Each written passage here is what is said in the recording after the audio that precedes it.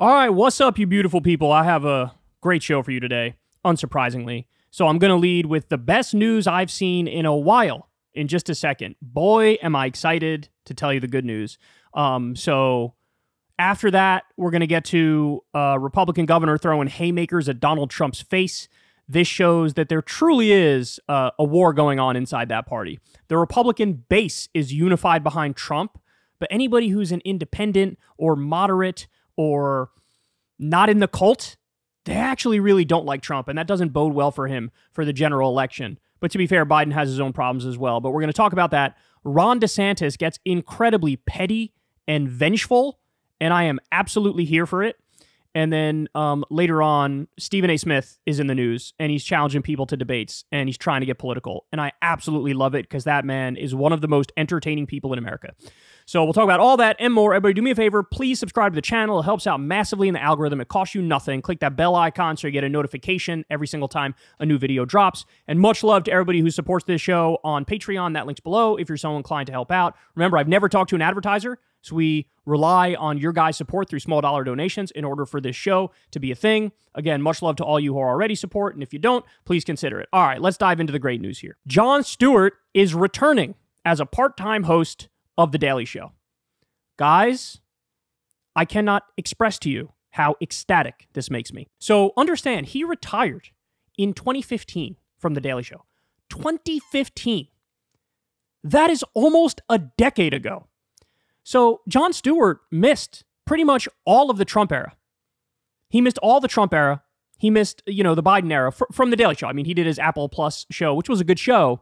But really in The Daily Show was when he had his biggest impact. He would do the show 4 days a week. And man, he was incisive. He is intelligent. He's got great politics and he does phenomenal comedy and he's hilarious. And so he missed so much. And I don't know about you guys, but I would have given a lot to have him be the host of The Daily Show during the Trump era. I absolutely would have loved it if that was the case. Well, he wasn't doing it, but now he's returning. So, there are some asterisks here, so he's not going to do it every single day. Like I said, it was a 4-day-a-week show. He's not doing it 4 days a week. Apparently what's happening is he's going to do it every Monday, and the other 3 nights they're going to rotate other hosts. But another interesting point is he's going to be the executive producer for every single show. So when he's hosting it, and then the other times when he's not hosting it.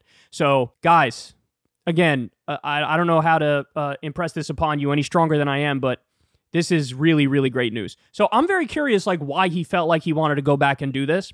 Honestly, it might be because he felt like during the Trump era, nobody knew how to push back against him effectively, right? And it's true. We saw whether it be CNN or MSNBC or the nightly news shows, they were definitely anti-Trump. But the way in which they were anti-Trump was always the least substantive way and the most annoying and screechy way. And Jon Stewart, since he's a master at comedy, he knows how to sort of not be preachy, but get his point across in a way that's hilarious and that you'll digest it and agree. And so, I don't know, part of me thinks maybe he wants somebody who can handle Trump during what might be potentially another Trump era. And the other part of me thinks, I don't know, maybe he just sees there's so many things that are ripe to make fun of in today's political landscape. Trump is one target that's just, biggest target in the world. But then, yeah, it's true. You also have Joe Biden, who can barely get through a sentence. He's about 712 years old, and he's basically been anointed to be the Democratic nominee. And it's just, that's also ripe for comedy and making fun of, and he's the guy for it, man. He is definitely the guy for it. So this is phenomenal news. Remember, guys, since he left The Daily Show, let's not forget what he's been involved in. And actually, when he was doing The Daily Show, he is one of the main reasons why we got that bill through Congress, which gave health care to the 9/11 first responders.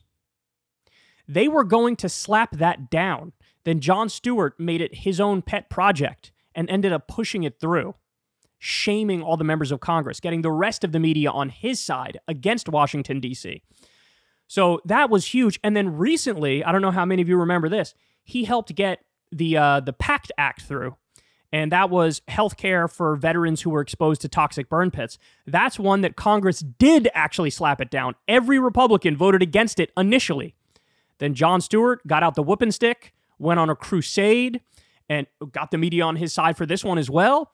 And boom, he ended up getting that passed as well. So to the extent that this guy has done anything political, every single thing he's done has been a success and has been undeniably the right thing to do for the country. So I love all that. I love that he's back. I will say this, though. I would prefer he does the show every day. He's not going to. He's just going to do it one day a week. But beyond that, and this might be the slightly controversial point, God, I really hope that he's doing this in preparation to run for president in 2028. Because look, after watching the Bernie era sort of fizzle out, and then, it was an attempt to revive it with Marianne in this race. That didn't happen for a variety of reasons. I'm now of the belief that in order for a lefty to really win the White House, right, it would either need to be a stealth lefty, so you don't even really let people know you're a lefty, because if you are, the media is usually vicious to you, or they're indifferent and don't cover you at all, or whatever. But you have to either be already undeniable in terms of your seriousness politically, so you have to be like a senator, or you have to be a governor, or somebody that, like, no matter what, the media has to take seriously just by virtue of the fact that you're as high up on the chain as you are. That's one type of person that can do it. The other type is A-list celebrity. And Trump proved that, right? That if you come in as an A-list celebrity, and if you're charismatic, they just can't keep the cameras off you because you're too entertaining. And Jon Stewart is basically like, could be the Democratic left equivalent of Donald Trump. I think the media wouldn't be able to keep their eyes off of him. So they can't really dismiss and be indifferent like they are with people like Marianne, for example, and many other lefties who might take a crack at it. So I honestly, I really think he's the one. I know I'm going overboard here. I know, I'm 8 steps ahead of where he is and where he wants to be, but I mean, I can't help but say it. I think he's the one. I really want him to run for president in 2028 because I think he could win. And by the way, like, there's no losing with him, right? In this sense, the media is not going to be different to him. They're not. There's a chance they might actually like him and pump him up because he's had good relationships in the past with the media. So there's a chance that the media is actually pro Jon Stewart. But even if they're not, and they start giving him the Trump treatment, right? He's a little too anti-establishment. He's a little too risque and edgy or whatever. Even if the media turns on him and starts bashing him, I have full faith and confidence in his ability through the power of humor to create a backlash to that, to have the people still love him and vote for him and defend him, even if the media turns on him and starts coming after him. So I really think I really think one of the things you could use to win as a lefty is being an A-list celebrity. He's on that list. And I don't know, I'm just excited now. I'm excited for the future.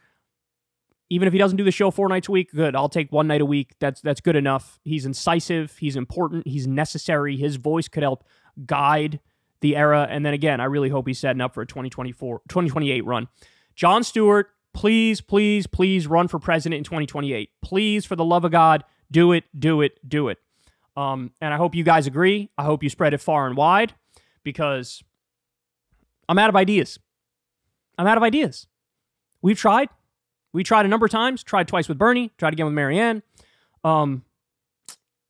We need some help, and he offers it. And he, on paper, is the solution. Hey y'all, do me a favor and like and subscribe. It helps out big time in the algorithm. Click the bell as well for notifications when videos drop, and watch that video on screen right now. You know you want to.